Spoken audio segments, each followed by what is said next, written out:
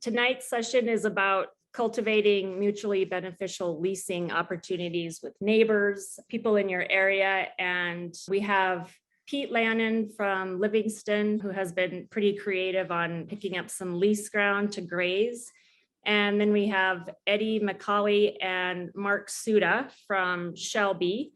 And there's a rancher and a farmer relationship that they have cultivated. And so we'll hear from them and how they did their story. But I think one of the important things to get out of tonight that I'd like to see is us to figure out, like, how do we approach people? What do we need to know that's going to benefit them and us at the same time, and make it a good relationship? So I'm hoping that our speakers tonight can kind of, let us know how they started that conversation. So without further ado, we'll start with Pete, and then we'll go to Eddie and Mark. All right. For those of you who don't know me, I'm Pete Lannan. We own and operate Barney Creek Livestock in the Paradise Valley, south of Livingston. My wife and I, and 2 kids, and basically started out leasing my folks' ranch. That was our first lease, and we started that. Meagan will have to remind me of the days, so hopefully she can jump in and fill in wherever I leave gaps. And then been trying to, a background for those of you who aren't familiar with Paradise Valley, land prices are absolutely insane. I think the ranch between us, my folks' place, and the river is listed for, I don't know, 22 or 25 million, and it's 1,000 acres. So there's no buying any land in Paradise Valley unless you win the lottery. And so in order to expand our operation, we've been trying to secure leases over the last few years. And there's a lot of competition for any ground that's open or available to lease. There's only really a handful of producers anymore. And there's definitely some folks that are very aggressive and will offer more than we can afford to pay for leases and remain profitable. So the strategy that we've used, Meagan, how many places do we have leased now? Sorry, I should know this. We have 5. 5, including 800 acres. Yep. Yeah. So, and most of those have happened in the last 2 years. And really our approach has been to find landowners that aren't interested in trying to pay off the new pivot that they just put in, or in educating folks that, we can't pay enough to make it financially viable for them. So there has to be other benefits. And a lot of that's just been approaching generally affluent ranch or landowners and having the conversation with them with what we do. And what we do is holistic planned grazing or adaptive grazing with our cows, and explaining the benefits of that and seeing if it's something that they're willing to partner with us on. And the other thing we've done is, being friends with realtors helps quite a bit to know what's on the market, getting our names out there to a handful of realtors that know what we're doing, so that when they sell a property that they can recommend our services. And in doing so, we've been able to negotiate some relatively low cost leases. But the biggest thing, and that's nice, but the biggest thing is building these long-term relationships with owners, convincing them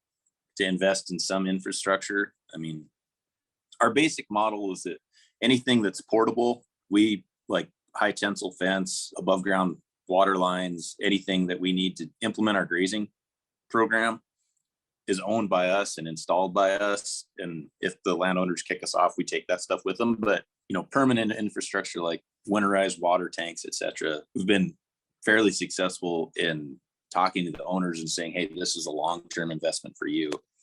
We're not going to pay for it, but it would be awesome if we could get, at least 1 water tank on this property or 2, so we can utilize it during the winter. And Meagan is probably better at explaining this than I am. So Boo, if you want to jump in and help me out a little bit. So I think where we've really tried to get creative, you guys, is, I know a lot of us have really watched the goat and, mostly the goat people really take off in California and really promote themselves as grazing for fire mitigation. We tend to approach it, we're grazing for land rehabilitation and shifting our reputation as grazers a little bit and bringing those landowners along as team members and telling them, what the cows are doing for their land and what their soil health is and what their plant tissue tests are coming back as.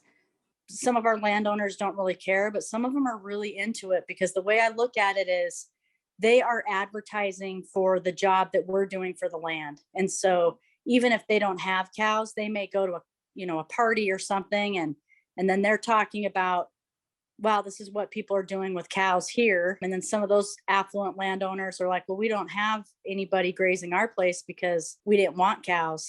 And so what they're doing is they're promoting our practices to hopefully open land for others that are doing what we're doing. We may not graze their lease, but maybe that's opening a door for another grazer. So I think the days of just kind of getting your cows on the land and turning them out and leaving and not really, I mean, I know we all have relationships with the landowners. I don't want to make it sound like none of us have, but it's shifting it a little bit and educating them as we go and bringing them along as a team member and explaining to them what the cows are doing, I think has really made a difference for us.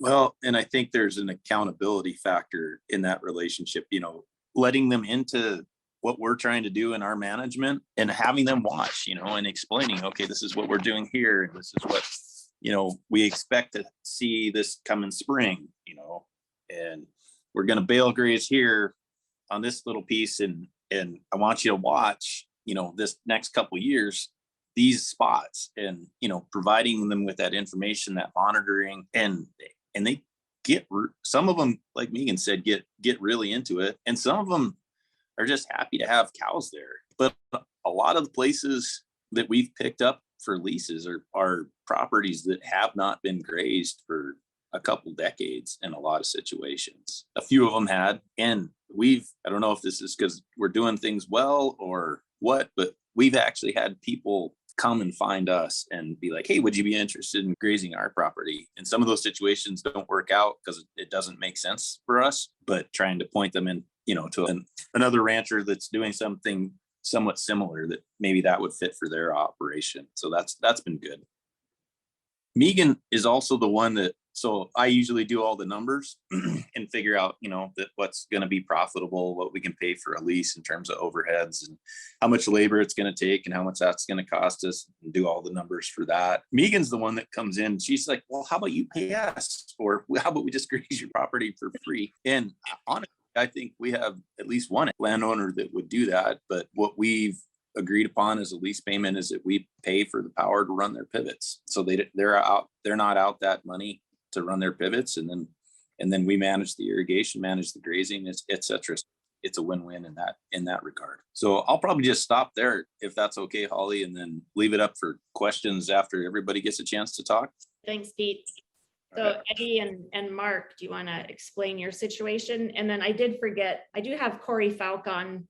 He is from Sunburst, and he has been doing a lot of the cover cropping with grazing. And so I would like him to speak a little bit after Mark and Eddie, just about the benefits of cover crops to your soil, and maybe, he can help explain how to approach these landowners with the benefits that they'll receive. So after Eddie and Mark, we'll get to Korey. So you want me to go first, Eddie? I'll start off by saying I'm past president of the Montana Association of Conservation Districts statewide. And about,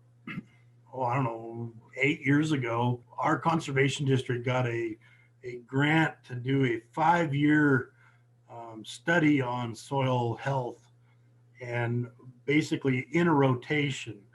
And we took 15 acres each year and did 15 acres and seeded the other 15, and then swapped them back and forth for a 5-year study. We took the different samples and the different, the amount that we got on top, the amount we got on the bottom, and did a bunch of different testing and to see what it would go and how it would work. And there's too many variables in Glacier County, in Cutbank, Montana, with a rainfall of anywhere from 2 to 6 inches in the growing season. And my point at that time was, this isn't going to work. We need our year off. We crop fallow, and that year of fallow replaces your soil moisture. And by recropping, we've never had much luck at, unless you get the rains at the right time or during those times. So, and in that 5-year study, we had quite a few wrecks. And a lot of them were my fault, because when you're doing what I feel is a large scale agriculture, and I had landlords and things that, they wanted their crop put in, and that was my living. That was what I needed to concentrate on. So the soil health program got pushed to the back burner.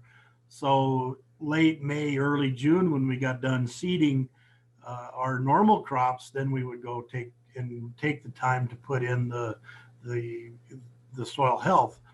And it was too late. It needed to be put in the end of March so that it would get that early moisture push, I guess. And so we kind of did the study wrong as far as I'm concerned. But a normal farmer, or what I think is a normal farmer, wants to get his crops put in and get his cash crop in the ground before he goes about and does any trials and tests and stuff like that. So I have kind of a dim view of to begin with, I guess, that way, until Eddie came up to me and asked if I would be interested in trying some soil health. And what he proposed was that they did it. They're the ones that wanted the hay off of it, and they're the ones that go out and they buy the seed, and they're out seeding it in March and April, or when they want to hay it. I guess they go around their own haying season, but they have a little bit, I'd hate to say they have more time, but they have the time when I'm trying to get my crops in. They have the time to go seed the soil health, and it's put in the ground at the proper time. And I think even they would probably say that a little earlier would be better, because it could take advantage of some of the moisture that we get early on. So they approached and said, we want the soil health, the top growth, because this is what it does for our animals in our feed program. And Mike can tell you, Mike and Eddie can tell you a lot more about the nutritional values that they're looking for than I can. So they're getting the benefit from the top growth, and I'm getting the benefit from what goes into my soil. We had the NRCS out last year, and we did as many tests as the NRCS would like to do on it. We found out, man, everything looks great on it. It does really well. The ground is more mellow. It takes the water holding capacity is, I'm going to say, greater. Percolation test, the water flowed into the ground better. In all of the tests that they did, this is really doing wonders for us. And there are a few drawbacks, but I guess what we're thinking about is the association between McCauley's and myself, and I guess it has, hopefully they're getting the benefit from the hay that's off there in their mixture with they feed. And I know I'm getting the soil benefit. It's going to take a number of years of doing this. And I think we're going to be going on our, fifth year of crop cover crop. How many is that? Four. Or fourth year. And I think time will tell. So with that, I'll kind of put it back over to Eddie. I guess I'd like to hear what you think you're getting the benefit in the hay, and hopefully you're getting the nutrients in the hay that you want from what you seed. Yeah, we're getting a good quality hay. It tests out fairly good on the test. Probably the pieces that we graze, we actually get more benefit and more. And we've got the one piece that we've got water access there, and that's the one we're probably doing the most mutual benefit there, I think. But the ones we hay are I mean, it's producing a good product, and we can time it to when it works in our schedule. Kind of works out for the both of us, I guess. And we kind of just fell into it. I mean, they were looking for something that I could produce, or I had land, and they had something that they wanted to produce. So you can come up with whatever you think about how good it is, how bad it is, drawbacks, but let's go with it and see what happens. Maybe it's the next big thing. The biggest thing is flexibility. I mean, we'd graze cover crops with other people, but if they had a set timeline that didn't necessarily fit in with the cows, I mean, if you didn't have cows there to take it off in that time, they wanted to spray it out by X date. And in this deal, we've kind of been able to just float, do what works for both of us. And we probably could get a little greater yield doing earlier in the season, but the stuff we hay, it fits into our comes between first and second cuttings. We're able to do that at that time. The machinery's sitting, then you're not compounding that headache of trying to put all your hay up at once. Pieces that we graze, and last year I think we were fairly late going in. Or it'd be 2 years ago, not this previous summer, but we went in fairly late. It left a really good stubble, I mean, to seed into. But then this last year we went in about the same time. We had that rain, cows pulled up rather than leaving the stubble, a lot of the grain they pulled up. So everything changes year to year too, and that's got to be expected on both sides, I guess. The key issue is still the water and the water availability, and the old flat 160 acres sitting out there that's landlocked. We don't have the ability to run cattle. We could be a lot more diverse if we had that ability to move cows with available water and the water to grow the plant. We're trying to grow plants in, we had 2.5 inches of rain during the growing season this year, and it's pretty tough to get anything to come up at that time that way. So it's hard to have a good test when you're not getting Mother Nature helping you.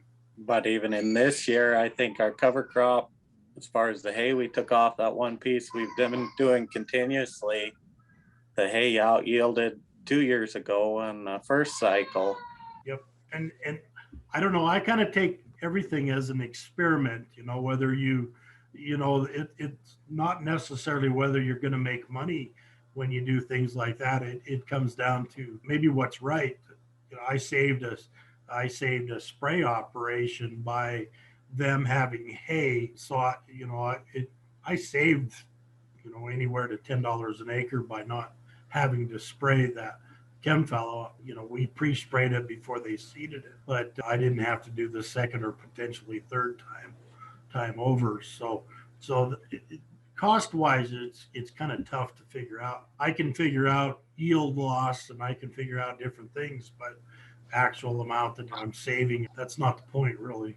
I mean, we're benefiting mutually from the deal. So it's kind of a unique situation up here. If you get further away, you get to places where it rains. I've seen some, programs on soil health, and it looks like an alfalfa field out there and growing so well. And you can do a lot when you have the rain. But also this has helped both of us kind of keep our acres up, and we're not competing with each other. Being neighbors, especially as tight as, we can't necessarily compete with the biggest in the area, but this way we're not competing with each other. We also have, I put up hay with him and we pasture part of his. It's a whole picture deal too that brought it to this. This is just one aspect of it.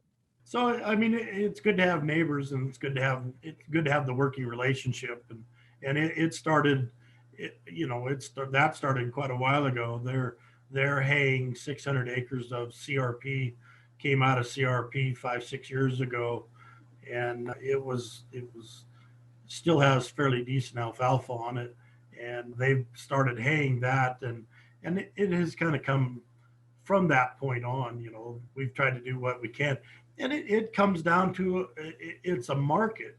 You know, we're always looking. You go to the elevator to sell your wheat, and you go to a feedlot or whatever to sell your barley, but you can't go anywhere else to, you know. So they're virtually what you might call a market. Last year I grew some winter triticale for them to hay, and you know, there again, the experiment of it didn't yield near what I thought it, or I should say what I was hoping it would. But you know, it could have yielded a lot better, and we all would have been better off. But dry land, you know, we didn't know what to expect. And but they still got a fair amount of hay off of it, and that was 160 acres that you know, might have been put into spring wheat that I may or may not have had a market for. So it has a lot of benefits to it. Nothing better than working with your neighbors.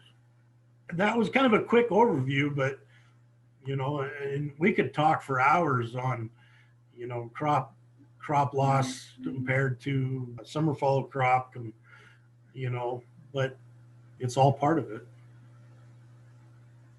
So Korey, maybe talking a little bit more on the cover crop option, like if people have farmers next to them, since you do all of it, I mean, how would you approach a farmer neighbor? What kind of statistics could you give them to make it worth their while? Or give us your 2 cents.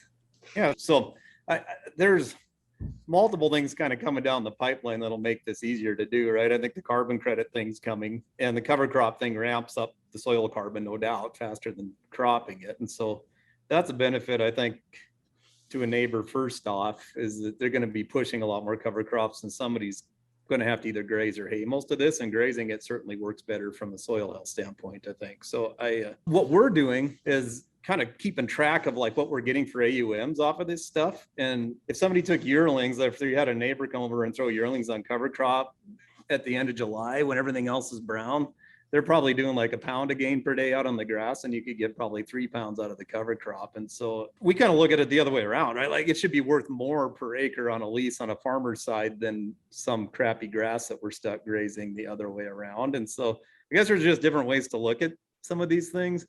But if that farmer's getting an EQIP or CSP payment anyways for doing the cover crop, and he can then maybe recapture $20 an acre on the grazing side, it's pretty easy partnership to sell, and it's better grazing for us too. And we do go graze some neighbor stuff. A lot of the neighbors don't have infrastructure, specifically the fencing part, but we bought one of those razor grazer things in Canada. It's a little $10,000 gizmo for 4 miles of fence, and we can put up 4 miles of fence now in, geez, I don't know, half a day, easy, I think, out there. And so there's stuff we invested in that the neighbors like, I think, that make it easier for us to graze their covers.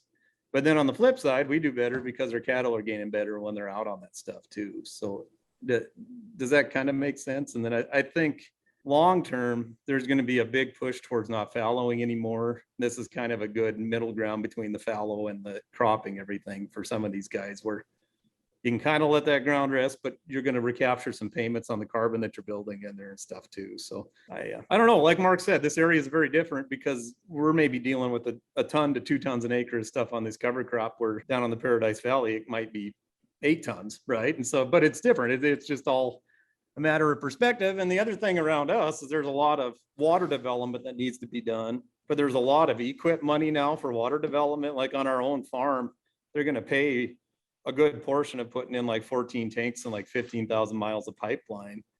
And you don't even have to have cattle to qualify for that anymore, or to have the stuff fenced. They just want the water development on the cropland. So I would look at kind of partnering with the government and the farmer and the rancher together, get the water developed, and then you can do all kinds of stuff, right? You can get to that point. So I don't know if that makes sense. That's about all I've got, unless you want me to. I could go on forever with slides and stuff, and nobody wants that, I think. But definitely go talk to your NRCS office and look at getting water development done, or getting cost share on the cover crop if you're going to be the one seeding it, right?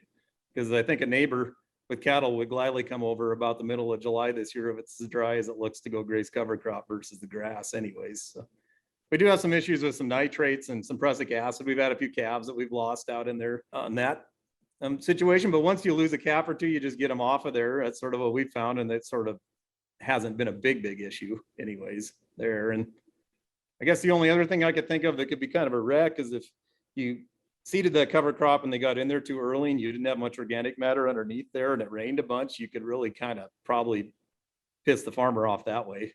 So there should be a plan, I suppose, in place. If you get a bunch of rain and there's not enough cover to hold them cattle up, that you should get them off of there somehow during that stretch of things. And that's about the only other thing we've seen.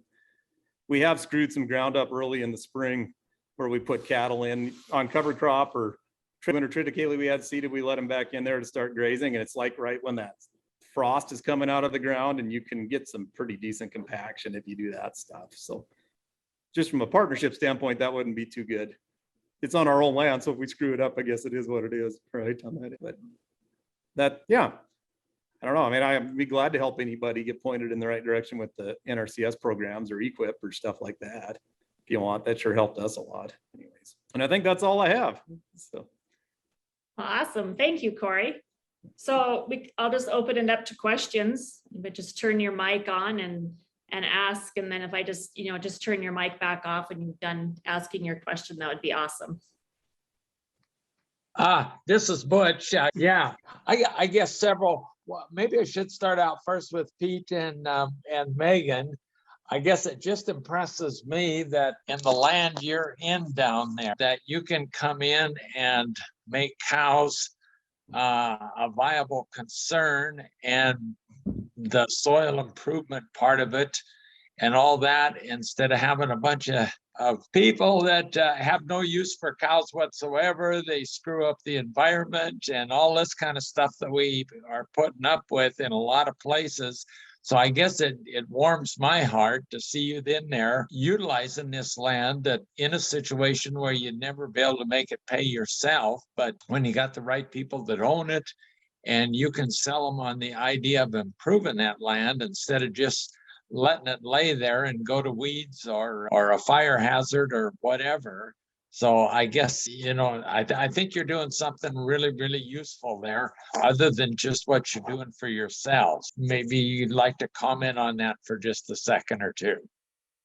Yeah, I'll take it for a little bit, and then Meagan probably chime in. But yeah, we look at it as we're trying to improve the relationship of people with agriculture in general. So we're hopefully that Meagan touched on it, that we're educating these folks, we're giving them a good example so that they can look at it and they're like, yeah, we can see the improvements. So increasing their property value, hopefully too, but then also trying to set it up for other producers that are somewhat like-minded to have that opportunity. Maybe these folks live in Phoenix, Arizona, and then they have a place out in, Kansas and a place up in Paradise Valley. That, over in Kansas, there's probably a young producer or somebody who wants to go after it that, they would give an opportunity wherever else they have property. The other part, and was hit on, is the carbon credits and soil health. That's all stuff that they can get paid for that. They keep the carbon, they keep the soil health, that's all a benefit to them. So that's basically how we sell it. But yeah, it's fun to work with people that are into it and really watching. And when are you going to bring the cows, or when are the cows going to be here this year? And, it's been nice because we've never had anybody like, when are the cows leaving? Could the cows leave now? They're generally, I was loading out in November from one property and trailering the cows over to another place about 10, 15 miles away. And the owner pulled up, and I hadn't seen her that year. She hadn't been up to her property. And she's like, oh, the cows are leaving and we just got here. I'm like, oh, well, I'm sorry, Susan. They'll be back next year if you'll have us. Oh, yeah, we love having them here and seeing them. And, and in that situation, really the only thing we have to manage with the cows is make sure that when the gentleman who owns the property, he likes to walk, and his manager mows paths for him to walk around his property. And so when we're building our temporary fences, we just have to be really careful on, is he going to be walking these paths this week or these 4 or 5 days that we have the cows there? That's a pretty simple thing to manage. And if that's the worst concern that we have, I think we're doing pretty well. Meagan, I'm just going to jump in really quick because I know people probably have more questions, but Butch, thank you so much for noticing that. And I think that the farther we get down the road and this the world we've always been fighting with ag is this us versus them. And the more the plant-based discussion comes down, and the methane and the burping and whatnot from cows and how bad they are, I think we just got to figure out how to make them partners and make them understand exactly what we're doing. And so thanks for recognizing that, because we've really tried to infuse that everywhere we go and make them just be on our side, together. So we're doing all this stuff together. So thanks. I have a question. So all you guys reference, you're doing this for soil benefits, and that could be for the owners of the land. And so what are you guys doing for establishing baselines, and who pays for the monitoring? Is that a pretty important part of the process here, so that you can establish over time that in fact those benefits are actually occurring? How do you arrange getting that done, both with the owner and with yourself? Bill, for us, we pay for the soil tests and the plant tissue tests, etc. Try and do that right when we start leasing the ground, and then every few years after that is the plan. I mean, most of these places we've just gotten a baseline on, and every few years do those tests again. I mean, it's a little bit of money out of pocket, but we can afford that if we're not paying exorbitant rates for a lease. So that's kind of factored into how I figure out how much we're going to pay for stuff. Is we'll have a few $100s every year in soil tests and monitoring plots, etc. I'm not the best at doing that stuff, but Meagan's pretty good at reminding me that we need to get that stuff done every year. Sure. Yeah, good question. I can cover that on our end too, I guess. So on our farm, we have about 4,500 acres of farm ground, most of which we're trying to get cattle over. But what we do is we have our own soil probe, and we go out and we'll sample everything every year, basically, right? So we can track the organic matter increases and decreases, and we send off quite a few of those PLFA tests. And then we also went through this Elaine Ingram's microscope school thing. I don't know if you're familiar with Elaine Ingram and the soil health thing. And so now we've got to the point that we can shake that stuff out in a little beaker and put it under the microscope, and we can actually show people what's going on in that soil versus what's going on next door, where the farming practices are different. And I think that's one of the most visual things you can do. It's pretty obvious if you look at soil that nothing has been done to for soil health, it's all bacteria. And you look at stuff that you've intensive grazed over or something, there's a lot of other stuff, fungal stuff in there, and protozoa and nematodes and stuff. So that to me is way more visual than it is looking at a sheet of paper, right? I guess, if that makes sense. But it is cool.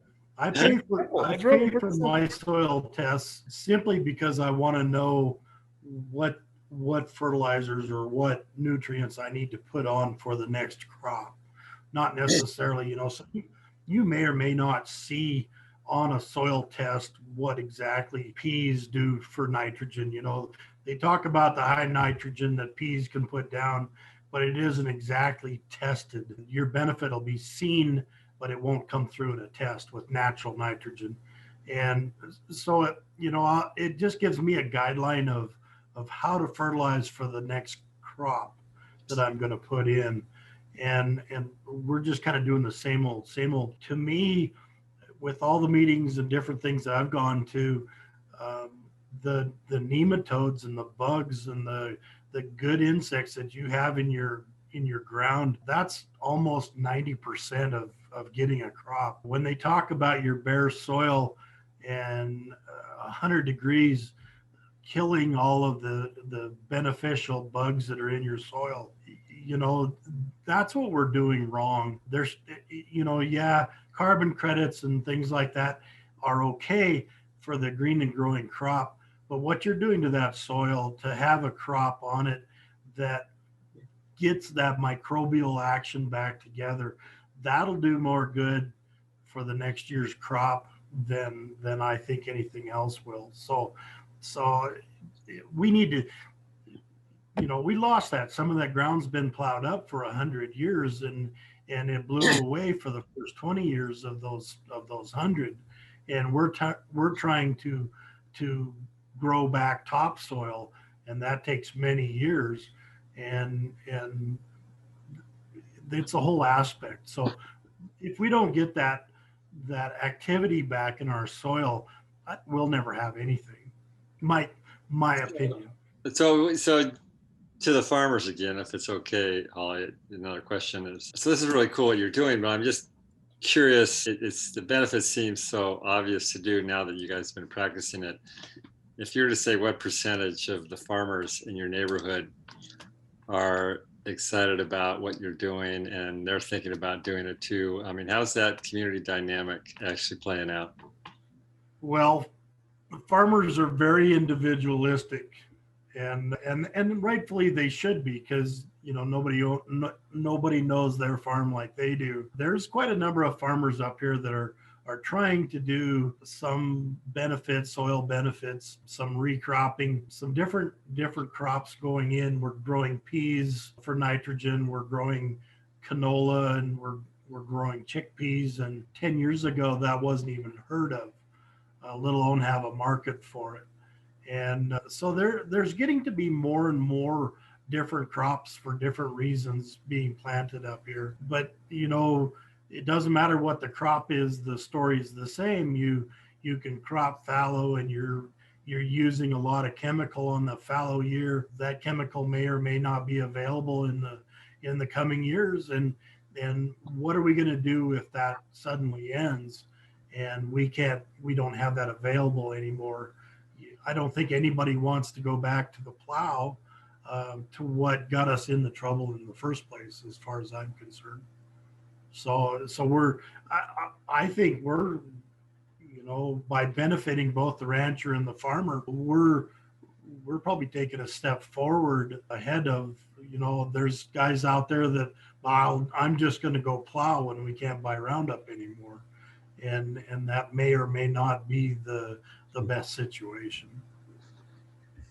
Yeah, and answer, like up in our area, there's probably a younger group of farmers kind of up around where I'm at, and the adoption rate's now probably 75% or more of this stuff, at least all around where I'm at. So it's very encouraging, where probably 5 years ago, it was just a handful of us crazy people up there, right? Or whatever, that were doing this stuff. And so I think between the NRCS and a lot of the YouTube video stuff, and just more knowledge on all this, and the fallow thing going away, it's changing quickly. I mean, it's gone from probably 25% up to 50+% for the whole area up where I'm at anyways, on some form of this, right? Whether it's eliminating fallow or integrating cattle or whatever. So I think things look kind of optimistic that way, I think, going forward. But so one last quick question, and that's really exciting to hear that. Is the farm program neutral in terms of people adapting these practices?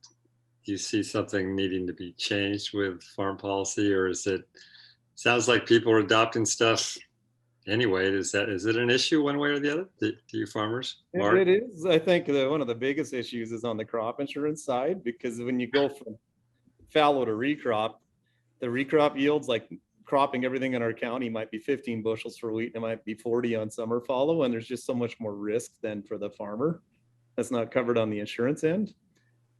That's probably it's so weird. Like, one government agency tells you to do something and the other one tells you not to do it at the same time, kind of, with their policies, right? And if they could all get on the same page, that would help a ton, I think. But that's not how the government functions, I don't think, for the most part. I probably shouldn't say this, but my dad always told me, if you had to rely on the government to make a living, you're already broke. And so anytime that government dangles a carrot in front of me, I don't care. I'm going to do what I feel is best for my farm. If the government kicks something out, then that's going to be my gravy. But I have to farm my farm the way I feel I need to farm my farm. And government programs are always tainted one way or the other, or they've come and gone, or they were a really good thing this year. Well, then a bunch of farmers get into the program, then it's not as good anymore. And it's just not a constant that a guy.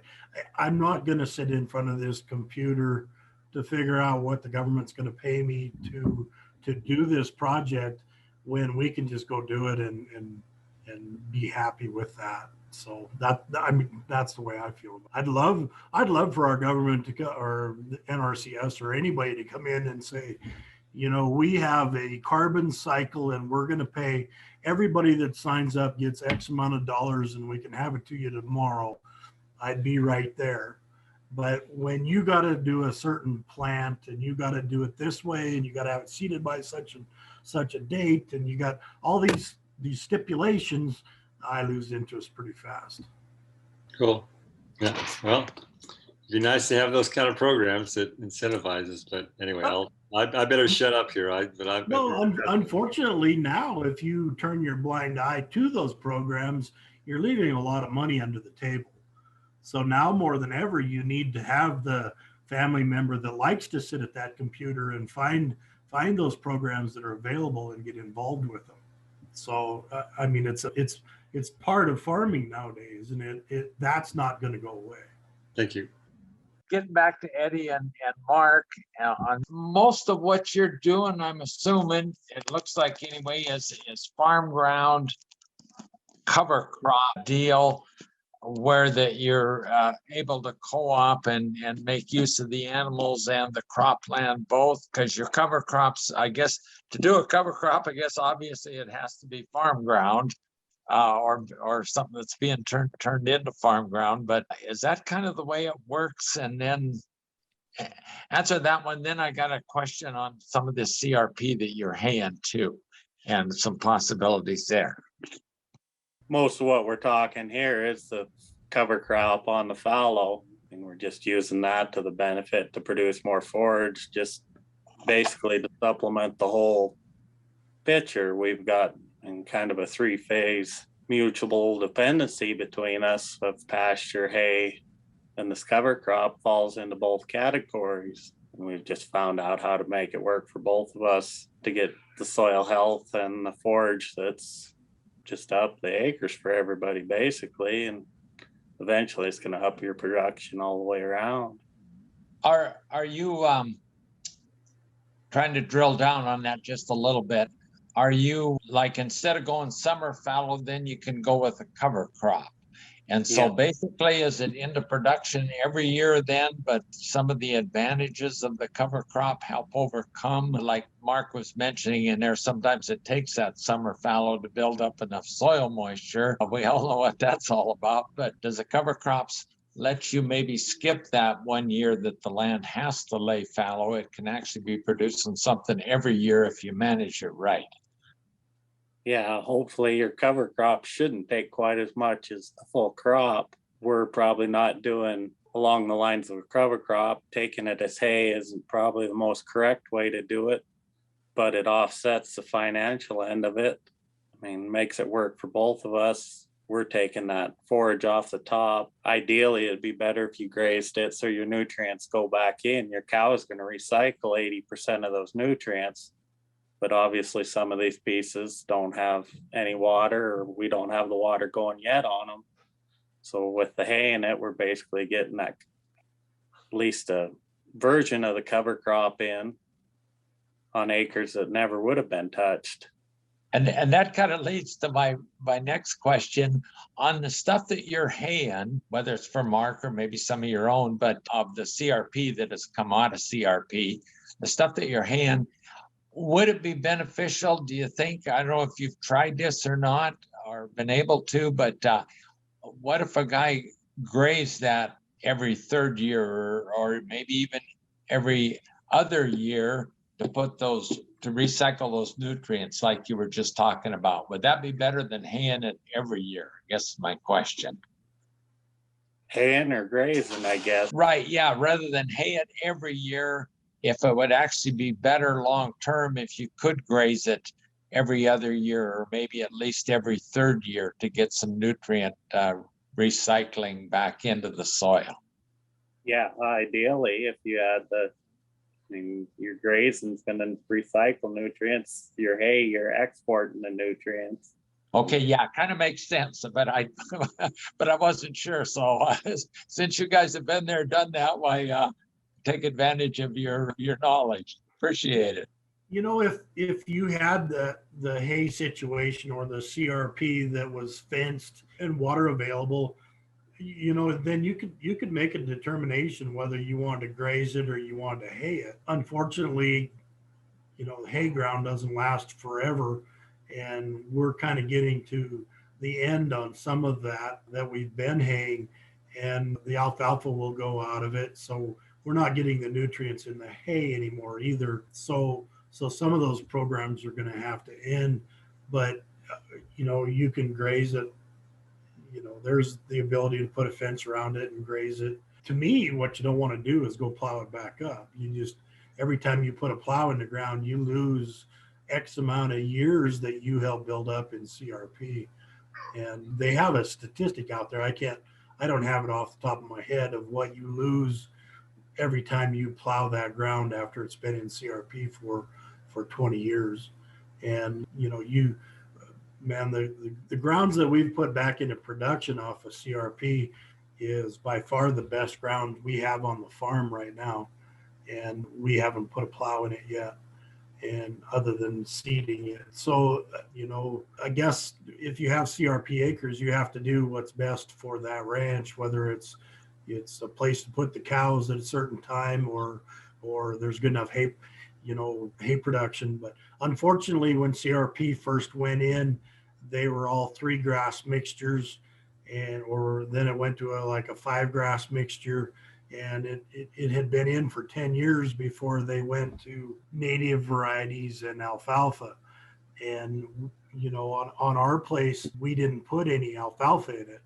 And any alfalfa in those CRPs all came in on the wind. And what the CRPs where we actually seeded alfalfa and inoculated it, and it created nodules and nitrogen and everything, they're going to be by far the best farm ground that we have. I'm looking forward to getting some of it back into production. There's not a lot you can do with a straight 3 grass mixture. That's what Eddie has a lot of. You can graze it early in the spring when it's green, and then if it rains in the summer, you can put cows on it in the fall because it green back up. But it's pretty limited on what you can do. And it all depends on what grasses were seeded in it. Yeah, there is an awful lot of variation there. So, and you guys, you and Eddie both, why we're all neighbors. So appreciate your expertise or what you've learned so far anyway. Well, you stop in anytime. All right. So Mark and Eddie, I don't know if you touched on this, but what's the financial, do you pay a lease, Eddie, or do you pay for the seed, and Mark, do you plant it, or how does that work? We buy all the seed and seed it. Mark does. That's one of the beauties of the program is they're seeding this while I'm seeding my cash crops, I guess I could say. They pay for the seed and they seed it. They've been rolling it, and then they come in and hay it. And basically, I just let them do whatever they want to on it for the year while I'm taking care of what else I have. So financially, they're probably taking the brunt of the costs and everything, but they're getting the hay. That's why, Mother Nature tells them how much hay they get off of it, unfortunately. But I guess she tells them what kind of crop I get off of it too. Like I said, for me, it saves me the spray operations during the year, because I'm not chem fallowing that for the year. So there's costs and there's benefits on both sides. Yeah, and that's what helps us is flexibility. We've tweaked our mixes and changed things out, found plants that did work, stuff that didn't work, and it's kind of allowed us to just run with it to see what works on both ends. So then Pete and Meagan, kind of the same question. How do you figure out your costs and stuff for your leases? And then is that how you pay them, or do you have cash leases, or all individual agreements? Obviously with each landowner, it's different, but they're all cash leases. How I figure that, and whether or not we get the opportunity to lease a property and we decide to actually do it, is basically that the 40% rule between. So let's just say that piece of ground is going to, yield $10,000 worth of gross product, that by running our cows there, that we can make 10 grand off of that. Between the labor and the land costs, that's got to be 40% or less to be profitable. And so that's how we go in there, is like, this is as much as I'm willing to pay for that. But yeah, they're all cash leases. We don't do anything per animal unit, because I think that's kind of a bad deal for us. Theoretically, we should get better production and be able to run more animal units on a piece of property after we've managed it for several years. So yeah, just all straight cash leases. And usually it's something structured it's something that people would be paying for, that we take that expense. So they don't have to, they may pay the power bill, but at the end of the year, we reimburse them for that. Maybe one for Korey here. I was at gotta get Korey in the mix here too, because he's always got good stuff. But yeah, just looking at it from your bird's eye view, since you're into so many different businesses, and it sounds like it's happening in your area, that there is real buy-in on this stuff, and apparently it must be working, or there wouldn't be the sustained buy-in. It might try it 1 or 2 years and then get out of there. But anything from a big picture point of view? No, I think just really everything just keeps shifting more and more towards supporting this, whether it's the NRCS education or the government programs, or the fact that it really is working on our farm, even without some of that support. I could show you just real quick. I have a slide here that I could show you what we did with CRP. You're asking about grazing CRP, right? And what we could do with that stuff if we grazed it. And I'll try and do a screen share here. I don't know if it'll work or not. It may not. But basically, we took CRP that was cheatgrass and crested wheatgrass and have been intensive grazing across that. And in about 3 years, now we're up to a ridiculous amount of diversity in there, and probably 3 or 4 times the yield of what it was putting out just by moving the cows across that stuff. And so there's a lot of stuff you can do as long as you have the infrastructure to do it, right? And to me, that was one of the more exciting things that we did, is we took ground we can't even farm anyways and turned it into something that now is the best producing grass on the farm that we have. So it's possible. It just involves moving the cattle and not letting them camp out on there all the time, I guess, sort of. So I turned your screen on so you could share, Korey. oh, you did? Oh, well, here, I can put that up I think. Let me see if I can figure this out now. So this should be working now. Are you guys seeing that there, Butch? Oh, yeah. Yep. So with this is the crop on this same day, right? This is June 27th, and it was dry last year, like 2.5 inches of rain. And this is that chunk of CRP ground after we already intensive grazed across that during May. So this would have been July or June 27th, after we got all that heat, and you can see how much grass came back in that. And it was literally was probably half cheatgrass and crested wheat when we started this deal. So I think there's some pretty amazing stuff you can do with moving cattle across things once you get, and it's not that expensive to get the temporary fence set up and stuff. It's just, we're lucky because we have 1/4 mile runs of high tensile permanent fence in this stuff too across it, which made it easier. But point being, I think it's possible to do without having to take hay off of it even, and without having to put it back into crop, I think. So I'll stop that screen share now so you're not stuck looking at this forever. That is pretty impressive, and because somebody was just explaining this to me the other day, or trying to anyway, but something about there is an awful lot of old seed from maybe, who knows, 50 years ago, maybe even more, in the ground, if it could just be allowed to present itself in the right conditions. So for this to come back in that good, that must be because you're not reseeding any of that, are you? You all get into seed signaling and all the crazy stuff in that end of the biology. It's like fascinating, right? Because you're right, there's all that seeds in there in the ground, and a lot of that will last 20 or 30 years in the ground. It just needs, the cheatgrass doesn't like when you graze across it and get off of it, so that thinned it out, and then it signaled for the rest of that stuff to take off, and it just does it. I don't know. It's a harder thing to pull off in native range where it's really bad because your moves have to be so big, or you'd have to do a lot of moves every day to get enough animal impact where we've grazed that down to where it's club moss, right? But I think in the CRP, there's a real good opportunity to turn some of that around. So, yeah. Sounds good. Korey, what kind of stock density do you apply to get that kind of response? We're getting we had trouble at the beginning at about 70,000 pounds an acre per day or whatever of not overdoing it, And so now we're getting up closer to 100,000 pounds per acre per day with only 1 move a day. And I think if we could get multiple moves a day, you could really do some cool stuff, but who has the time to do that part really, right? And so Well, Well, I moved twice today. did you? Yeah. Well, and you guys would have better grass and moving in the winter too. That'd be another thing. If we could get set up to do that, we could do some really cool stuff with Yeah. manure management and stuff. We aren't to that point yet because it's just too much work and stuff in the stubble where we're at. But in the grass end, phenomenal what you can do, right? With stock density. One of the thoughts I always had was, even in the 80s when I went to college, seeding it back to an alfalfa grass mixture, much like the CRPs did, find yourself a neighbor, seed it back to straight alfalfa or something for 5 years, and you can improve your soil health so much more, probably even more than what we're doing with what we call a soil health program. I'm not too sure what if you seeded it back to grass with a good grass alfalfa mixture, that you wouldn't have more benefits in your soil later down the road. And you could do just what Korey's talking about with your cattle, either way, that or haying. And I think you'd probably have a bigger benefit. Totally. And that was actually the most sustainable agricultural system that was set up was it in Brazil, I think, where they were 7 years on and 7 years off. It would go 7 years of grass, 7 years of crop, 7 years of grass, and it worked. But then all the farm subsidy stuff screwed it all up and they tore all the grass out and did what we're doing.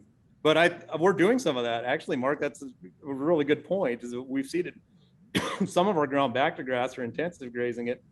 And we're probably getting close to the same income we were getting, at least when wheat was $5, right? From when we were farming it, I think. So yeah, that's a real good point. I might just respond to like alfalfa. It's an interesting kind of beast when it's mixed in with native ground or the crested wheat, because that alfalfa is really not that useful for a good time. It's not in fact not useful at all for winter grazing. I can appreciate what it adds, but our old crested wheat stands, it may have a lot of alfalfa. Actually, the more I could if I could thin it out, it actually makes for better year-round production, which seems kind of odd, but that's been my experience. Well, unfortunately, crested wheatgrass isn't all that great a grass anytime. So, that was the biggest thing put in our mixture, that and Western brome. And within 3 years, Western brome took everything else out. And in McCauley's case, they have a 1,000 acres of Western brome grass that doesn't want to grow itself. You had to be careful what kind of grasses you put in it to begin with. And they're not the only ones. I mean, they're the people that planted their CRPs. They were no different. They were recommended those grasses to be grown because they grow readily and they do so much, but they weren't the best grasses at all to put into a mix. Yeah. And that's what we've tried putting in now, a bunch of different stuff in there so that you get a lot of diversity, just like we're doing on the cover crop. And then you have grasses that stay green all year. And you can get pretty well control. Like if one's getting out of hand, you can control that with grazing timing and knock it back and let the other ones crank up. You just got to kind of get in a rhythm of what you're doing there, sort of, or whatever. So the cows can change all that pretty readily as long as you time your grazing right, I think. I don't know. Who knows? We'll probably be broke in 5 years and this will all be for naught, maybe. I don't think so, though. It seems to be going in the right. Well, I still come to the conclusion that everything's an experiment. Totally. I'll ask one more question. This is usually the question I always ask because not too many people go along with me on this one, but I keep waiting to get the answer that I want to hear. But it just gets back like Korey, you were saying, grazing, once a day and maybe even twice a day would be even better yet. And I've heard this, a bunch of times. But in my mind, I'm still hung up on the fact that, unless you do have a lot of rain. When I was in South America, I was working in 150 inches of rain a year. So we did all sorts of cool things down there. But up here where reality's reality, I'm looking. I just think a couple of weeks is more of a magic amount of time on a field, then get off there for the rest of the year. But would any of you have any comments on that? Are we giving up way too much by only going with a move every 2 weeks? Korey Fauque has done a lot of experimenting with that. And he's kind of found once he gets past about 3 days, then the benefits start tailing off pretty quick. But between 1 days and 3 days up there, he's not seeing a big difference. And so I don't know. I mean, it could be we're doing way more work than we need to on our stuff, but I can tell you the stuff that we put cattle on for a week or two and then move them off of there in a big group, let's say, and leave them in the pasture, it doesn't improve near as quick as the quicker moves. I can see that. Now, whether it justifies the time or not, I don't know. But Korey said he's seen about 3 days seems to be his best kind of fit there. So, and that might not even be having to move the water and stuff, right? You might just move the fence away from the water every 3 days so they stay on the new stuff anyways, which is more doable, I think. I don't know. That's kind of what I think anyways, but it still is better than leaving them out there the whole summer, right? Yeah, I mean, that's kind of my philosophy. So. Incremental improvement you make on not letting them camp on a big area for way too long is a good thing, I think. Yeah. Ranches in Chihuahua had a 10 to 13 inch rainfall and he's moving. He's using interns though. I think the secret sauce here is how you manage labor. And I think Or how do he's you moving 1,000 animals 5 or 6 times a day. And he's just blowing things up. Does anybody else have questions? Thank you, Holly. You betcha. When's your next one of these now? We do them at the last Monday of every month. Oh, okay. I guess if nobody else has any other questions, thank you, all of you, for sharing your stories. And it's always good to hear different perspectives. So, and I also would say too, if anybody has any ideas on what they'd like to hear on some of these calls, let me know, because we're always looking for good ideas and they normally come from you guys. So if we hear something out in the field or whatever, that's usually what our topics are. So if anybody has some good ideas, let me know.